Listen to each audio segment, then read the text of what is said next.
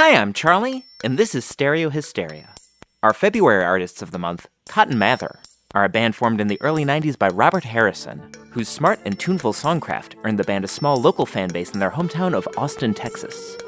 When their debut album failed to establish them nationally, they started a hermetic period of DIY recording on ADATs and 4-track cassette tapes, which were assembled by producer Brad Jones into their sophomore album, 1997's Kon-Tiki, on which Harrison's increasingly nuanced songwriting is strengthened by Whit Williams' nimble guitar lines and vocal harmonies, and George Reef's melodic bass playing, as well as plenty of eccentric overdubbing. When the album was released in the UK, their fan base grew to include Noel and Liam Gallagher, who each praised the album in the British press, and invited Cotton Mather to open a series of Oasis gigs. But success in the United States remained elusive, and they quietly disbanded in 2003, after which Robert began a new project called Future Clouds and Radar. But in 2012, after an expanded deluxe edition of Kon-Tiki was released, Cotton Mather reunited and embarked on their most ambitious project yet, a 64-song cycle inspired by the 64 hexagrams of the I Ching. In the past 2 years, Cotton Mather has released 2 LPs and 2 EPs collecting songs from this project, and they're on track to complete it this year. Robert graciously took some time away from recording to talk with me via Skype about the band's past, present, and future, and we'll be hearing excerpts from that conversation throughout. But first, here's the lead-off track from 2016's Death of the Cool, the first Cotton Mather album collecting the songs from the I Ching, called The Book of Too Late Changes. Hey, did anybody else see the cast of fools around me who never seem to look us in the eye, but magically appear to bum a ride? And if you care to look, I think I could write you a book. I'll entitle it My Book of Too Late Changes.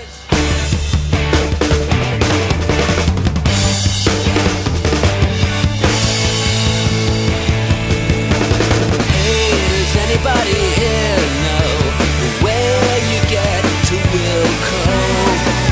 We're roughly peers, and yet they seem to thrive. I bite that fruit and only taste the rind.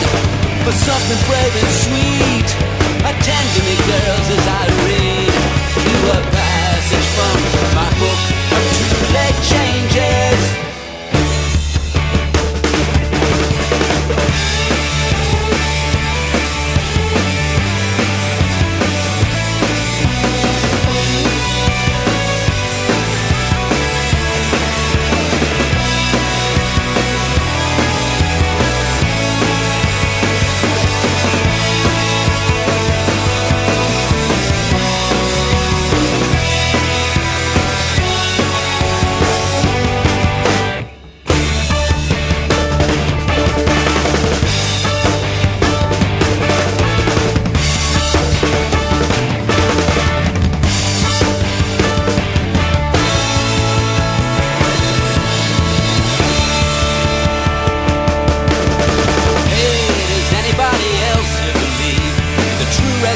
Of the lost and the sea.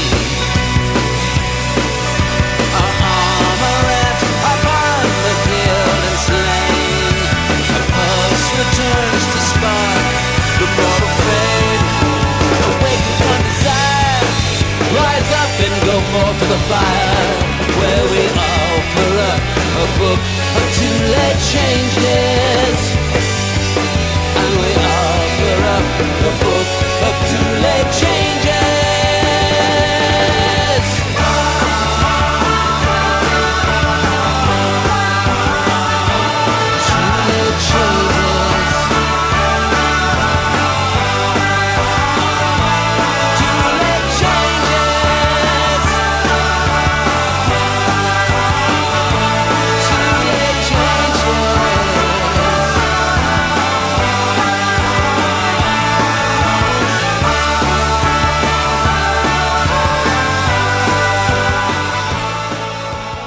Did you grow up in a particularly musical family?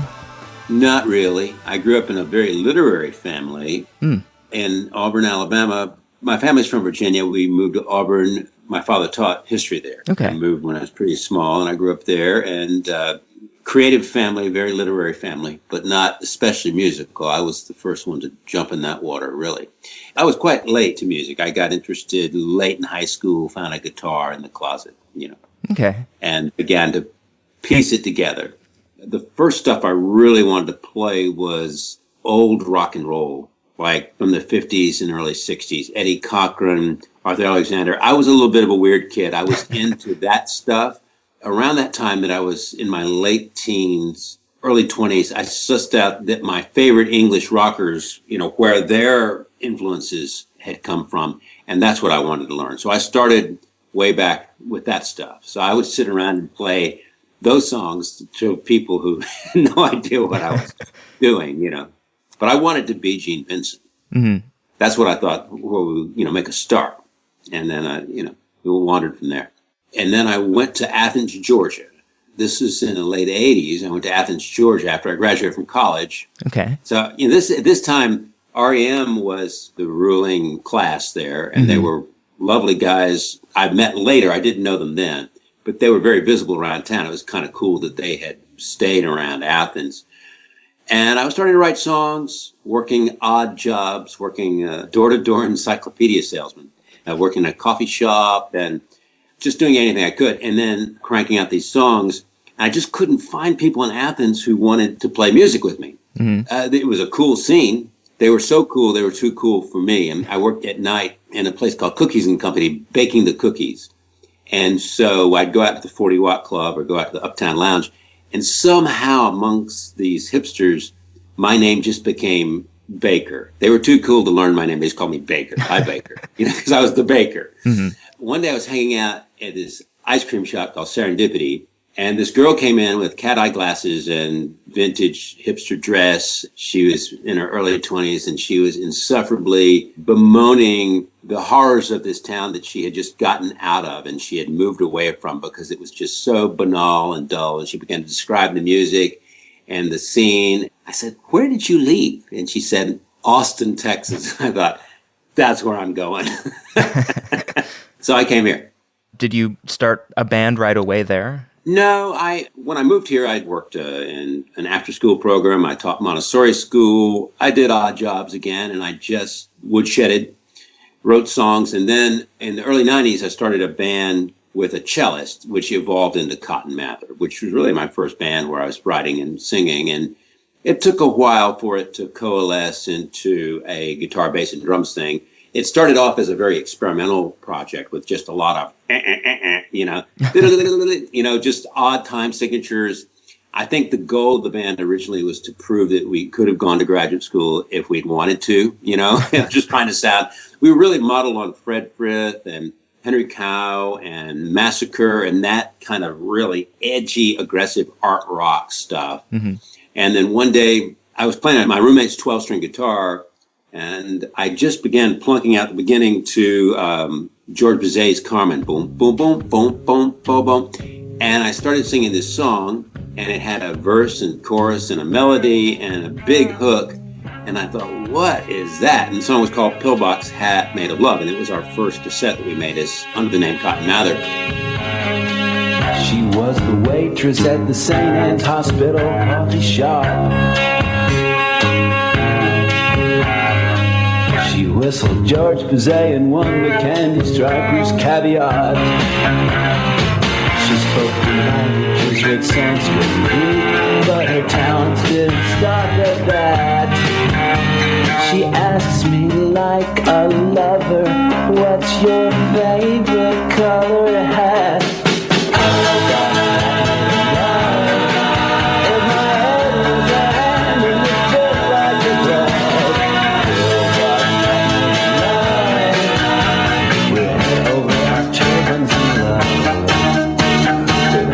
Dash remake for a god. And it charted on the local radio station, got voted, 6th best song of the year in Austin, which I've never been on that in the top 10 Austin chart ever. It showed me that there was something else I knew how to do other than just angular, aggressive art rock. Okay. And I enjoyed doing it. I enjoyed writing melodies and harmonies and arranging things. And so that's really the direction Cotton Mather began to go in. And there's always been an element of that art rock all the way through Cotton Mather, although that tends to not get noticed. I mean, one thing I tell people when they say, well, power pop, I go, well, wait, hang on. If most of what you do is an exception to the rule, do you fit the category? I would say no. Right. I mean, Church of Wilson, I'm singing with a power tool in my hand, screaming my brains out. There's nothing power tools. I think most people who get categorized as power pop sort of develop some sort of aversion to the term. Well, I don't even know what that means. My late friend George Reed found it very offensive. And I don't mean to disparage anyone who loves that label or identifies with that kind of music. It's just, in general, labels can be very limiting and a little bit insulting. I mean, I think the worst label to give somebody is singer-songwriter. I mean, what a bummer. He's a singer-songwriter. That just tells me not a very fun guy to hang out with, you know. These labels are boxes and they're shortcuts for writers, and I think you can be a little more imaginative when you talk about a band like Cotton Mather than say power pop. I'm glad they're writing. Let me put it that way. It's better that they're writing something. So the first Cotton Mather album, Cotton is King, is one you've sort of distanced yourself from? You know, a little bit, sure. I don't think we were ready to make a record. And looking back on that, I take the blame for that. I mean, you couldn't have told me at the time you weren't ready to make a record. I was, unstoppable. I was listening to it just yesterday, and I think it really holds up.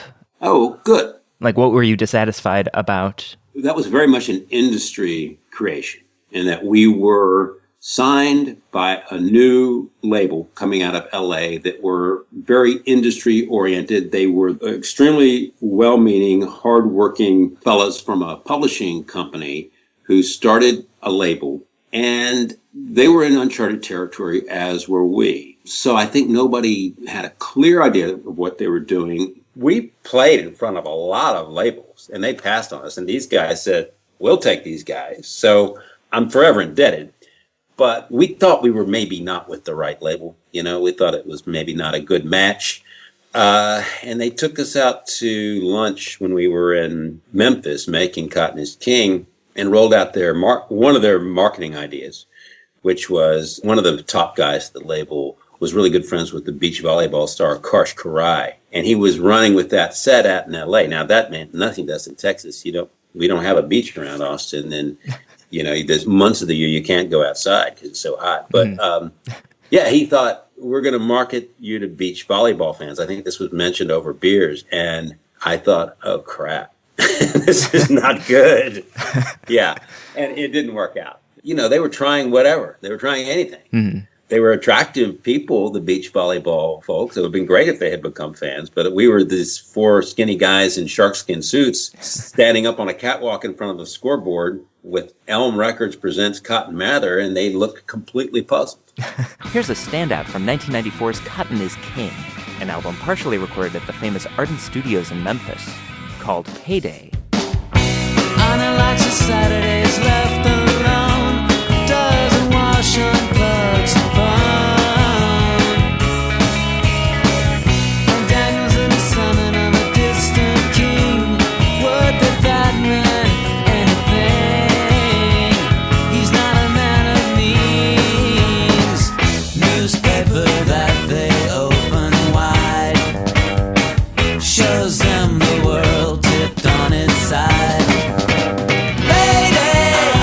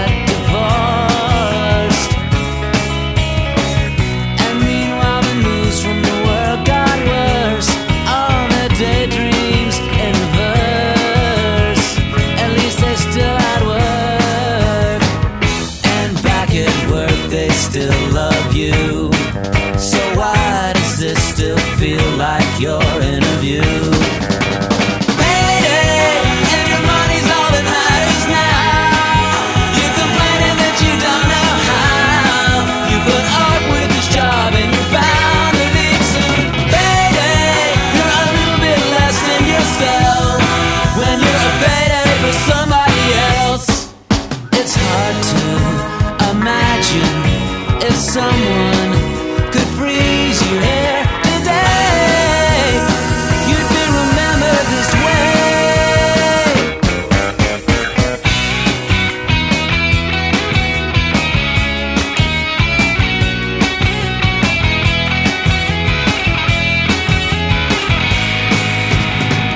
They don't have a future, but they do have a wage. 'Cause a job's not one of those things that gets better with age. Payday, and the money's all that matters now. You're complaining that you don't know how. You put up with this job and you're bound to leave soon. Payday, you're a little bit less than yourself when you're a payday for somebody else.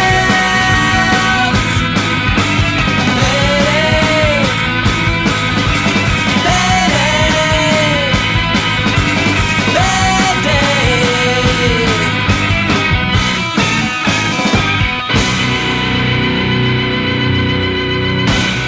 We were produced by a guy who had become a friend of mine named Brian Martin. I'm not sure Brian was the right producer for us, but I tend to think more and more. I learned a lot from him in the process.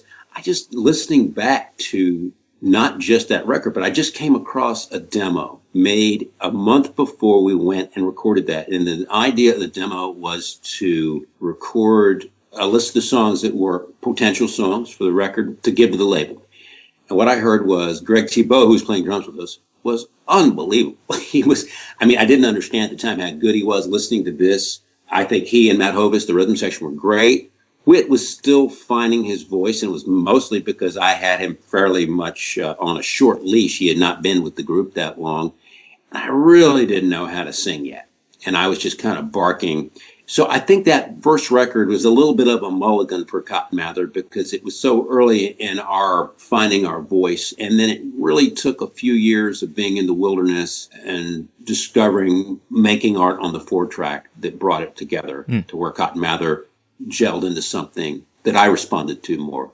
Cotton is King is an interesting thing. It's like looking back at your high school annual for me. It's like, ooh, not the best picture there of me in the tennis shorts, but there it is for everybody to see. And it's an interesting thing for me to have that experience. I listen back to some of the songs and I think, well, those are kind of crafty little songs. They're certainly cerebral and they have some nice melodies. And Brian did a good job and the band played well. It's just not what I respond to.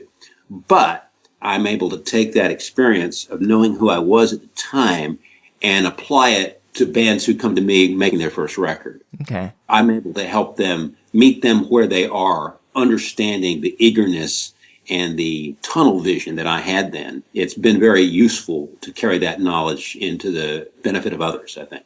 Yeah, I can definitely empathize because my first band's album was definitely a case of, we've got 14 songs, let's just go into the studio and record with one eye on the clock. Yeah, well, and that's a great point, the one eye on the clock thing. Particularly when you're a new band and when you're just finding your sound, the clock is not necessarily your friend. Mm-hmm. You need time to get it home in the studio, and that's what we later were able to do. So do you think of Kon-Tiki as sort of like a do-it-yourself corrective to sort of an overly polished first thing? Well, I don't think of the first thing as overly polished. I think of it as a little rushed and sort of adolescent, in terms of its sound. Okay. But I think of Kon-Tiki very much as corrective in that I thought that it was just going to happen, that I was just going to put on the record once it was made and go, that was it. I didn't understand where I belonged in my own artistry. And it took a producer named Dave McNair, whom we were working with in between those two records. We were working in a place called the Hit Shack. And he heard us live. This is after Matt and Greg had left, and we had George Reeve and Dana Miser playing with us. So we had this mighty rhythm section, and we had Whit and I playing, and we just sounded so tough and so good. And we were getting a lot of good feedback in Austin.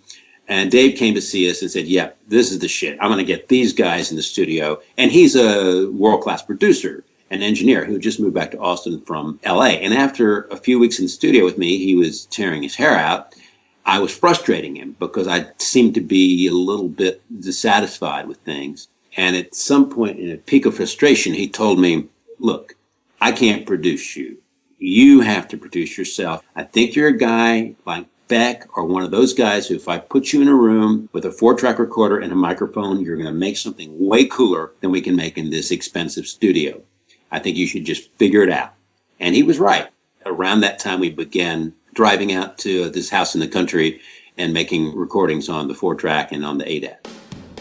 We'll continue with a track from 1997's Kon-Tiki, later issued by Rainbow Quartz as a single in the UK, called My Before and After. She picks me out of the millions, from an OED, dress me down to civilian. Cracks a code on the roads that are stone, says the word for alone is alone.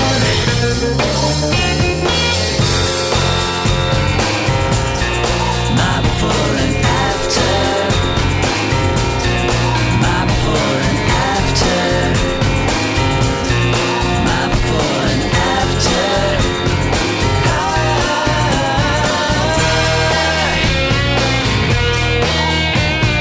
We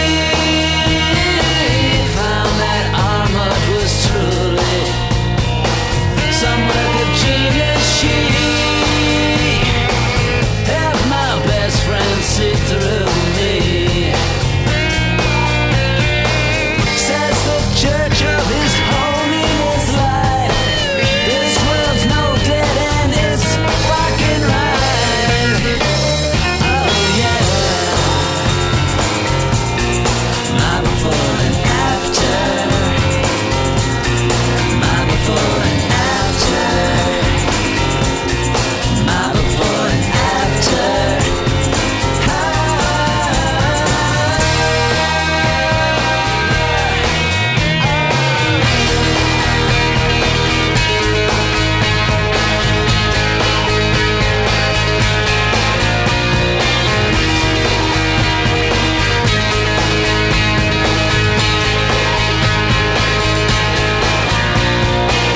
Now I'm dangerously reprogramming, like that guy in a Manchurian.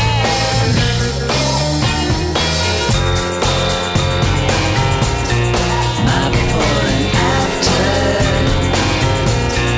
my before and after, my before and after.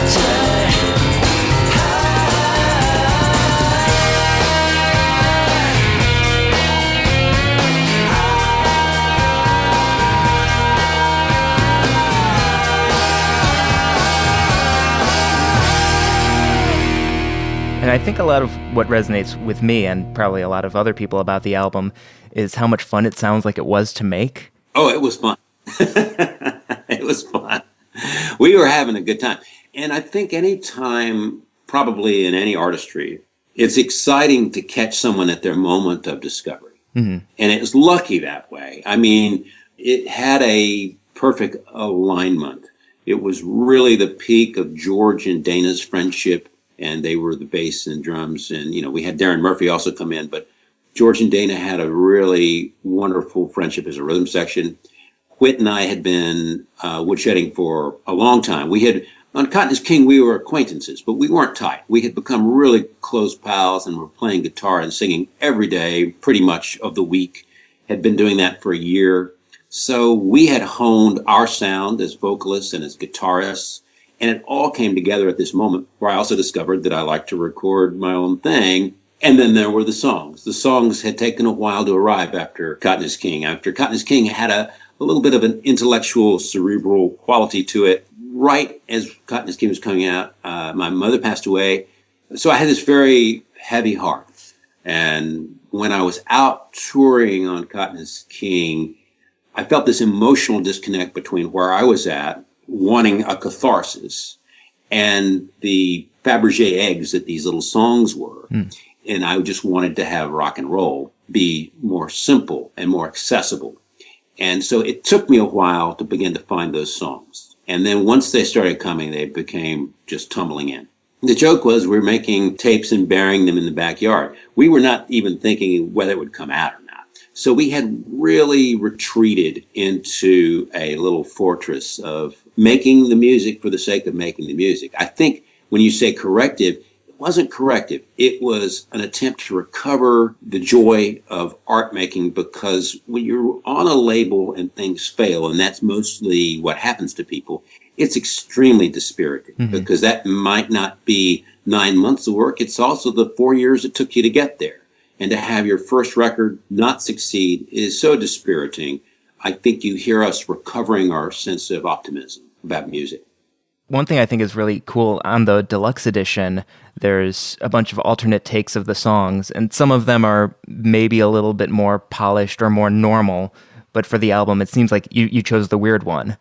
I wasn't sure how much additional material there was until someone who was my manager, Mike Worthington, in 2012 suggested, why don't you re-release Kon-Tiki? And so when I went and got the ADAT tapes and we began sifting through it, my friend Lars Garnson and I went, what's this? This appears to be an acoustic version of Private Ruth. And he said, this is way better than the record. I mean, we didn't really know. It was a fairly ramshackle operation, Kon-Tiki. When I went to Brad Jones to mix it, because I had recorded probably 90+% of what was ending up on Kon-Tiki was done when I went to Brad. But I literally showed up on his doorstep with a grocery bag of tapes and cassette tapes. I had sent him rough mixes. He didn't understand that I did not know how all the tapes were going to line up. Brad's great contribution to that record was lining it all up and saying, well, yeah, here's the drum. It was a work of mastery. This is pre-Pro Tools, you have to remember. You couldn't just throw it in the computer and line everything up. But yeah, it was all over the map, Kon-Tiki. And I think we chose the right ones. I do. I remember when we recorded Private Ruth, we had done the acoustic version of it that ended up on the deluxe. And I thought, well, no, I want to put drums on it. So we went out one day to the country and I put the drums on it and I played it live with Whit. He played guitar and I played drums. And then we did the overdubs. And the last thing I did was that ridiculous penny whistle where I was blowing my brains out on the penny whistle in the background and put the weird effects on it. But the funny thing was that night that we did it all in one afternoon. We listened back to it and we thought it was the most heavy, intensely dark, heart-rending recording. And we drove home feeling pretty solemn about the whole thing. Man, that was heavy. And we went back a couple of days later and brought the track up and couldn't stop laughing. I mean, it was so ridiculous. So we were in some magical bubble. I will say that. I mean, I could definitely tell we were in a magical place when that was getting made, and it was fun to make. The joy you hear in it, you're not imagining it. It really was a joyous experience. From Kon-Tiki, this is Private Ruth. She used to love me, and that was such an obstacle. Running around in the bandy dance of someone else's girl. She's using my name and making a face as if to say all that you've been has been erased. Private Ruth, you hate. Private Ruth.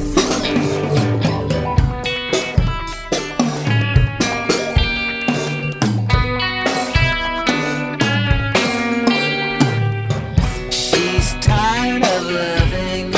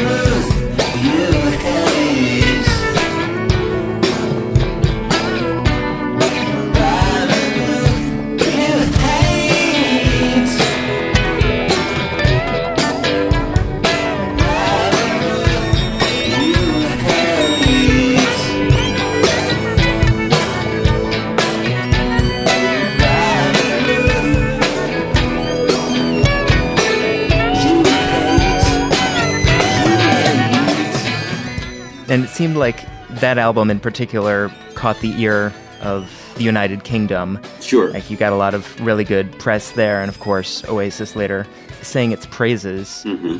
Did you get the same reception in America?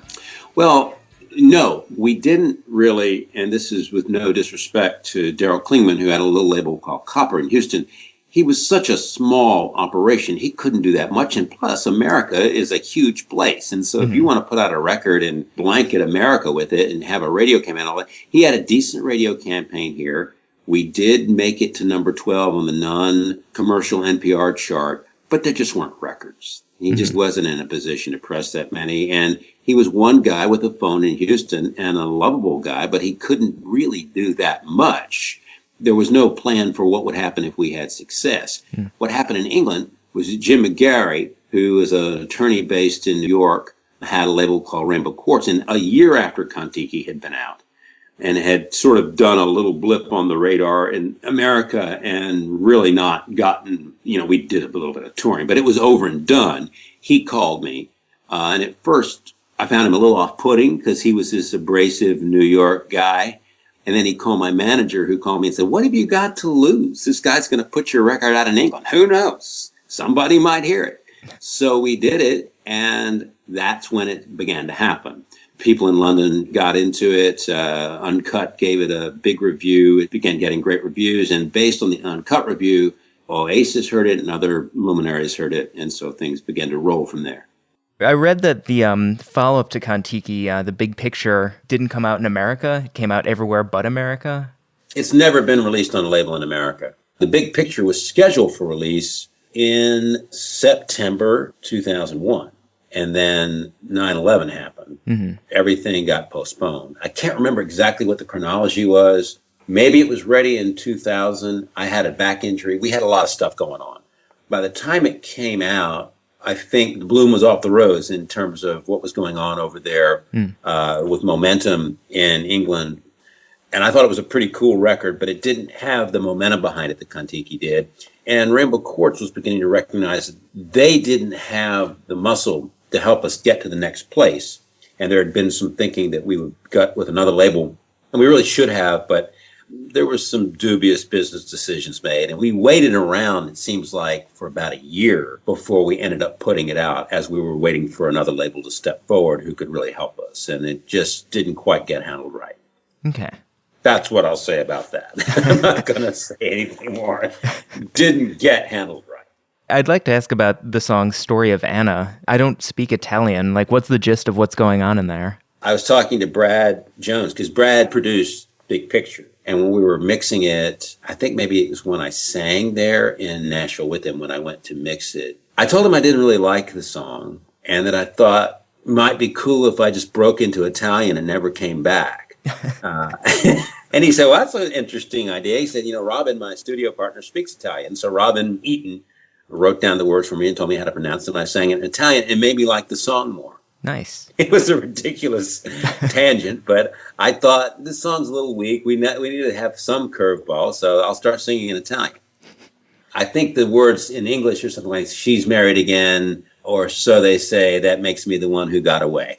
Okay. And left with the story of Anna and then the refrain. Something like that.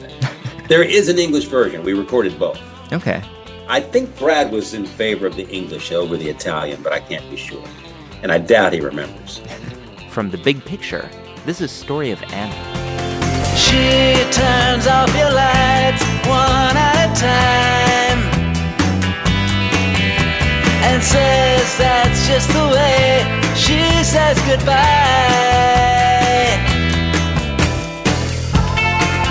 and tells you the story of Anna bearing the cross of the world. And you see a lost little girl.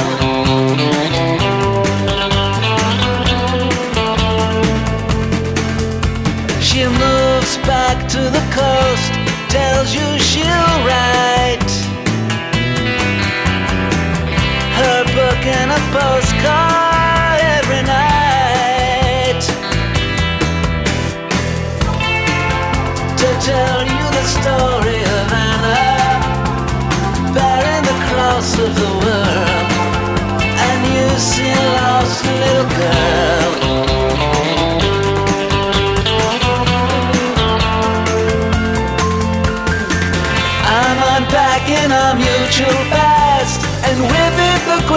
questions that I never asked, but they've gone. Le melodie svanite di nostra canzone.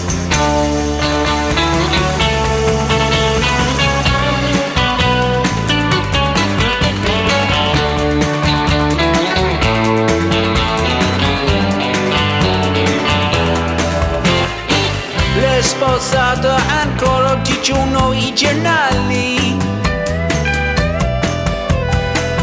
Ciò me fa l'uomo chi è liberato.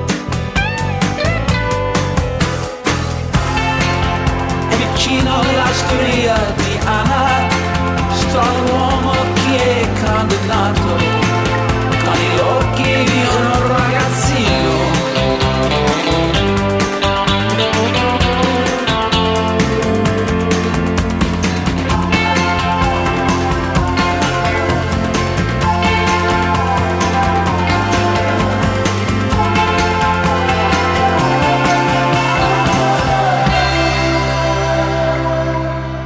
The band Cotton Mather broke up, was it 2003? What was sort of behind the disbanding?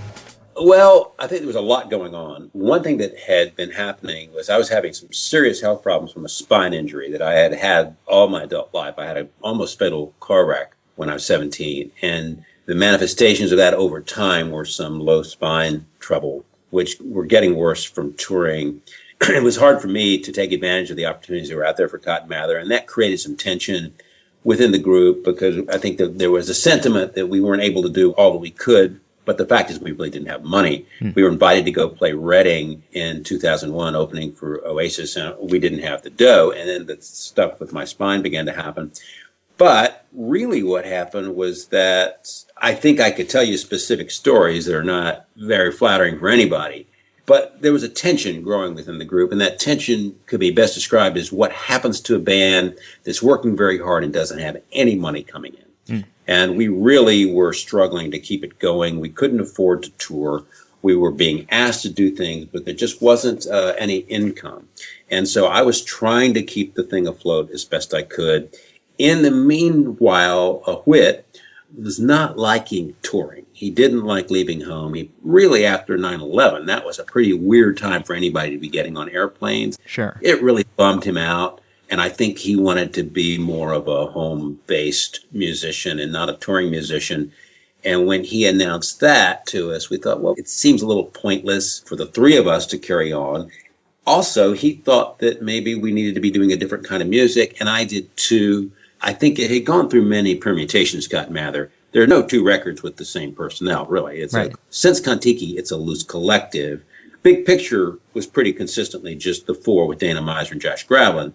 But that four-piece that made the Big Picture, I think had musically, at least for the time being, run its course as far as Whit and I were concerned. As cool as it was, I wasn't coming up with songs that were going to work with that quartet. Okay. But there was never this moment where we said, we are disbanding, we can't stand each other, any of that. The rock and roll fist fight? No, none of the kind. There was Whit withdrawing from wanting to have a part in it, at least live.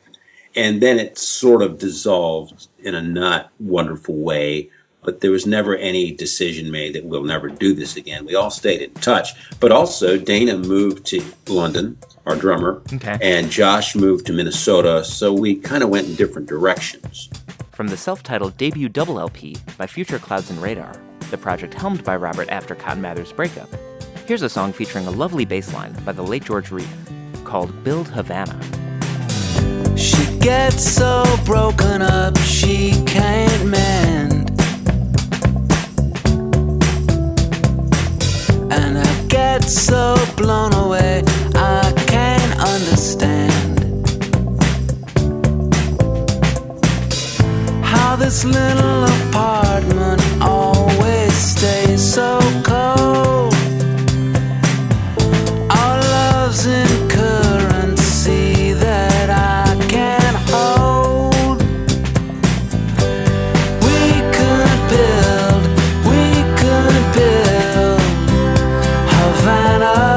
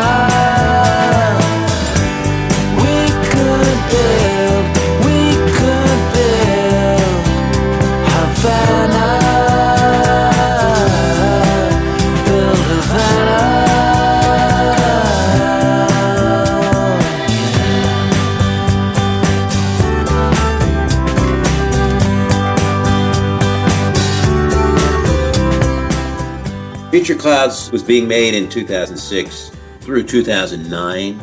And then I got pneumonia and couldn't sing for a while. And I just went into producing and raising my kids and doing some co-writing. And then I was able to resume with the songs California and High Society. Those were the first ones I did as Cotton Mather again. I listened to the eponymous Future Clouds and Radar album recently, and it seems to me like at least half of the songs wouldn't really be out of place on a Cotton Mather record. I agree. I was still finding what that was. Mm-hmm. So about half of it seems like it was finishing the Cotton Mather chapter and starting something new. And then Peoria is the full Future Clouds freak show. Right. Which is what I wanted it to be. And I think I'm going to probably do some more of that. Okay, excellent. As part of the songs from the I Ching project? We may finish this Cotton Mather. I haven't decided. I've got all these new songs to do, and I'm not quite sure what to do with them. I'm just beginning to get my head around that. I'd like to get it all done really soon, somehow. Could you tell me about the inspiration behind the project? My own story with that is that I was a student of Chinese philosophy going back to college. That was my major in college, and I always had this interest. When we did Kon-Tiki, George and I were really into this Qigong program we were doing, and we met some other students of the I Ching during that time, and I began casually consulting the I Ching and getting to know it, but not very seriously. And as life went on, it became more and more a staple of my life and of my meditations, to where I would say it was a part of my daily fabric. And when it came time to make the question of new Cotton Mather music, what I didn't want to do was just make a record. I have a prejudice against bands that reform and make a record. Mm-hmm. My prejudice is expressed by me not buying their records. I just don't. I don't know why. I have the same stupid prejudice most people have. Like, well, I've got the old records. They're probably the best. There's probably no reason for me to revisit this band, which is totally stupid. There's no reason that a band shouldn't continue to be good. We just don't have a lot of examples of that in rock and roll. We have examples to the contrary, right, that a band that revisits the studio 15 years later is usually a disappointment. So I thought, well, I don't want to do that because it won't even get a fair shake, no matter how good it is. And I had been toying with this idea for years of what if I did a 64-song cycle of the I Ching? And I had written several songs based on my experiences with readings. Because what the I Ching really is, it's not a religious document. To my way of thinking, it provides your life GPS coordinates on a given day. Okay. As a songwriter, oftentimes you're writing psychologically or emotionally just from where you're at. And I feel like that's the same locus that the I Ching is informing. And so putting the two things together was not very difficult. If I'm receiving a reading from the I Ching, it often is relevant to what I'm churning over at the most deep level of my being. And that's from whence my songs originate. So once I began to see that my songwriting could move along this line, I thought, well, that's a cool framework. Mm-hmm. Rather than just putting my arms around a batch of songs. I'd much rather fail trying to do Moby Dick than succeed with a little bucket of short stories. Mm-hmm. I wanted to go for it. Here's a track from last year's Wild Kingdom, the second full-length album to be culled from the songs from the I Ching project, called High Society. Cut and dried, a Celtic mother's pride, fell down chasing breakfast when that bakery denied him that treat, all tally up to meet. One more frozen monument to urban defeat. He must have loved that mother cooking, saw the catching, then died looking. Blood on the fingers of the local high priest in high society.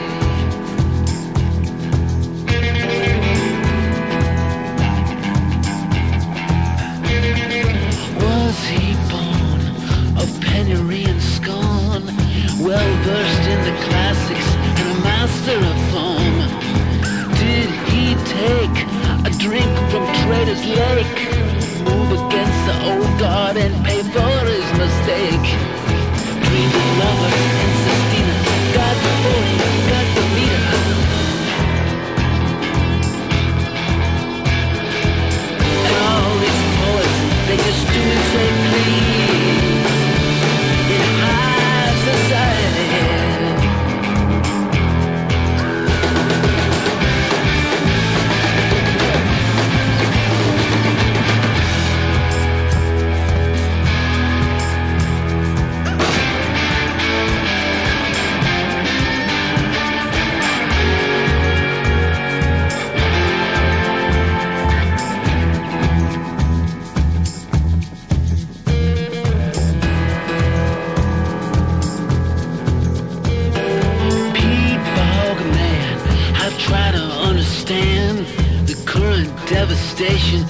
my mother tongue and land.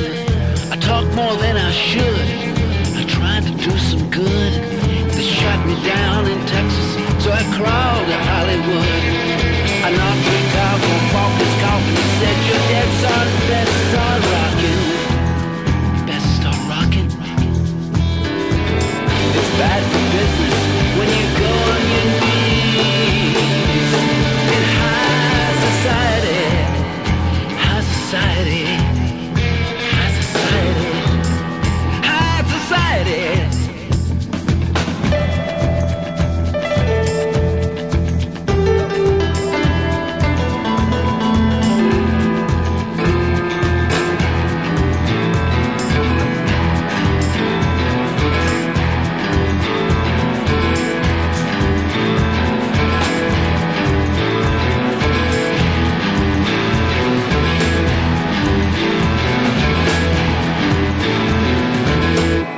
California and High Society, those predate the project by 2 years.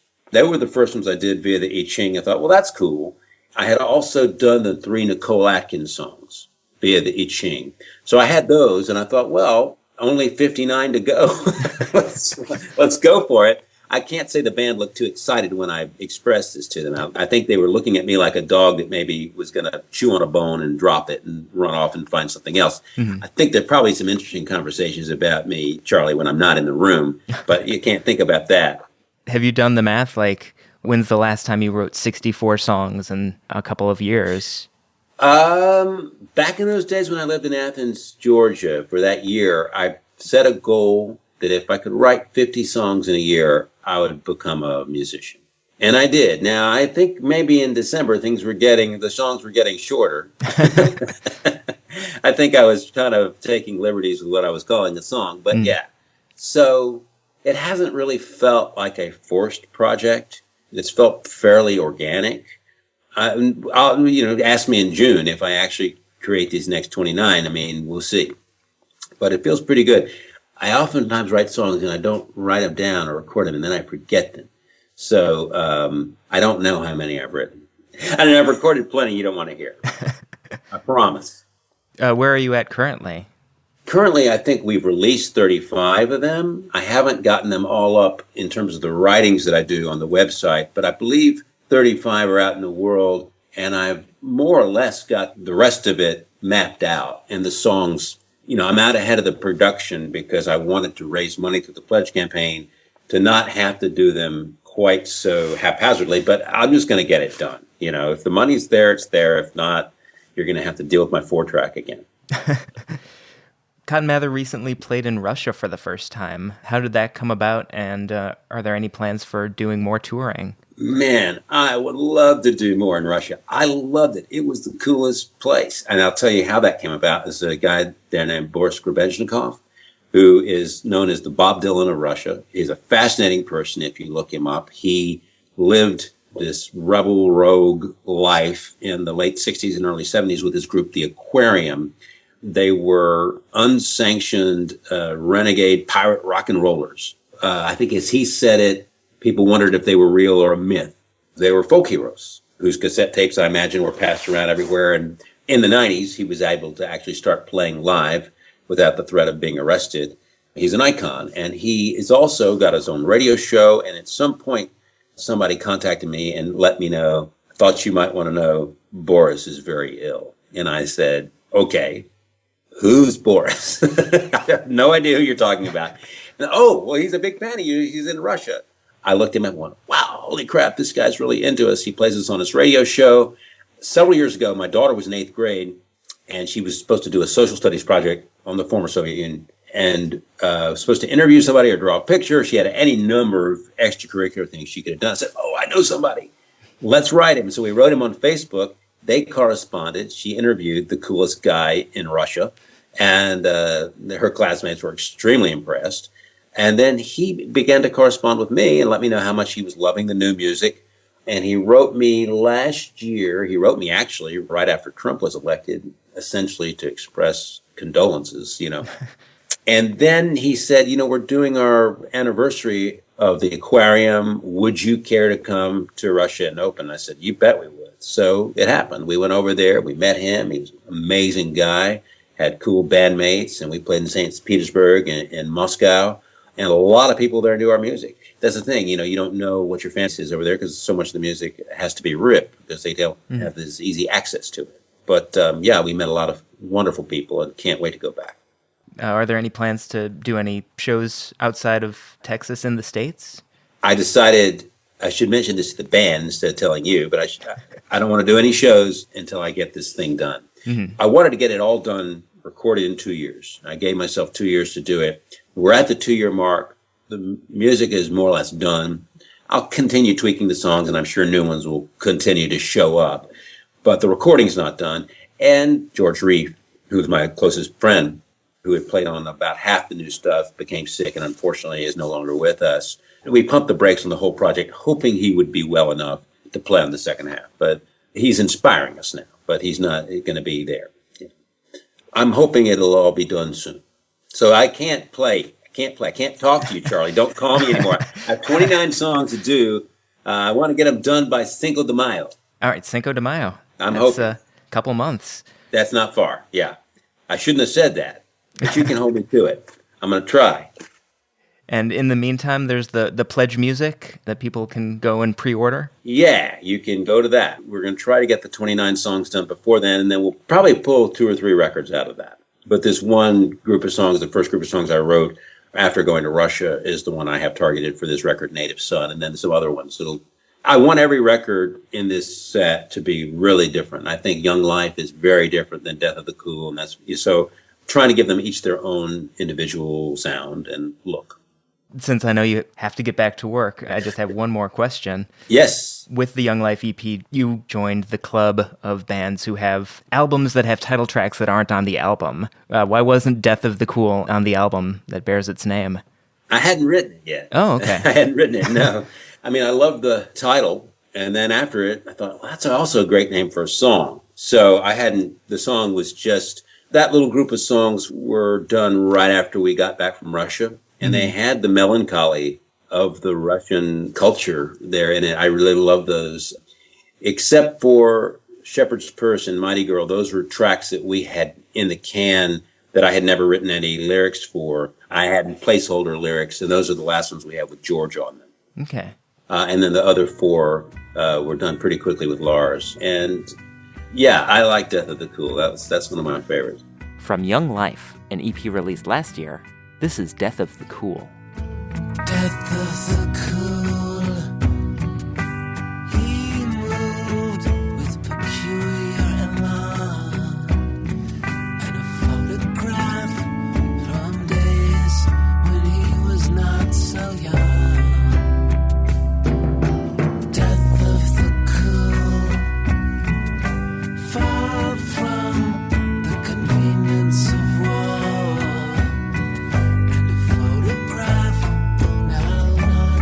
So